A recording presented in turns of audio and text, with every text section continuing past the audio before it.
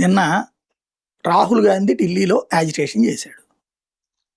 ఆ టైంలో ఇద్దరు ముఖ్యమంత్రులు కూడా అటెండ్ అయ్యారు. కేరళ ముఖ్యమంత్రి, కర్ణాటక ముఖ్యమంత్రి కూడా. రేవంత్ రెడ్డి అక్కడికి వెళ్ళలా, ఆయన కొడంగల్లో అక్కడ తిరుగుతున్నారు.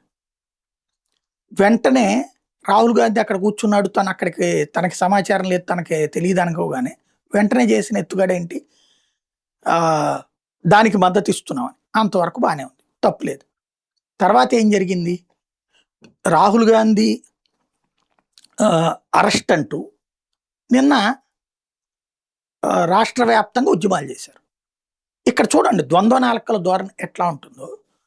ఎస్ఎఫ్ఐ, ఏఎస్ఎఫ్ ఇట్లాంటి వాళ్ళు వచ్చి నిన్న రాజ్భవన్ దగ్గర ముట్టడికి వచ్చారు. లోక్ భవన్ అని ఇప్పుడు పేరు మార్చారు కదా, అక్కడ ఆందోళనకు వచ్చారు. ఎందుకు, ఢిల్లీలో దానికి వ్యతిరేకంగాని, రాహుల్ గాంధీ చేస్తున్న కార్యక్రమానికి మద్దతుగా.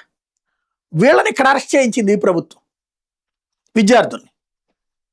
అదే సందర్భంలో అక్కడ అరెస్టులకు సంబంధించి వ్యతిరేకంగా మళ్ళీ ఇక్కడ ఉద్యమం చేస్తున్నారు. అంటే వీళ్ళు అరెస్ట్ చేస్తే తప్పు లేదు, వీళ్ళని అరెస్ట్ చేస్తే తప్పు. ఇది ద్వంద్వ నాలుకల ధోరణి. బీజేపీకి ఇట్లాంటి రాజకీయం చేతనైందా? చేతనైతే భారతదేశ చరిత్రలో ప్రధానమంత్రి, హై సెక్యూరిటీ జోన్లో ఉన్న ప్రధానమంత్రి ఇంటి ముందు ఇట్లాంటి గేమ్ నడవలేదు. మొట్టమొదటిసారి ప్రధానమంత్రిది నిన్న లోక్సభ వాయిదా తర్వాత ఇంటికి వెళ్ళాలి, ఇంటికి వెళ్ళనివ్వకుండా అడ్డుకున్నారు.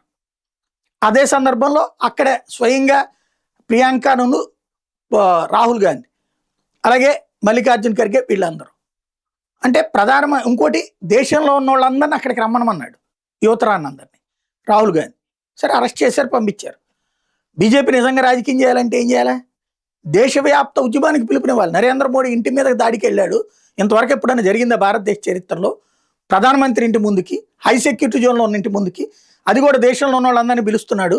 అప్పుడే రాళ్ళు ఇసిరినోళ్ళు, తలకాయలు పగలగొట్టినోళ్ళు, పోలీసులను చంపబోయినోళ్ళు, వాళ్ళందరినీ ఇక్కడికి పిలుస్తున్నాడు. అంటే ఏం చేయాలనుకుంటున్నాడు ఇతను అని చెప్పి బీజేపీ దేశవ్యాప్త ఉద్యమానికి పిలుపునిస్తే చేత కాలేదు. వాళ్ళు రాజకీయం నేర్చుకోలేము.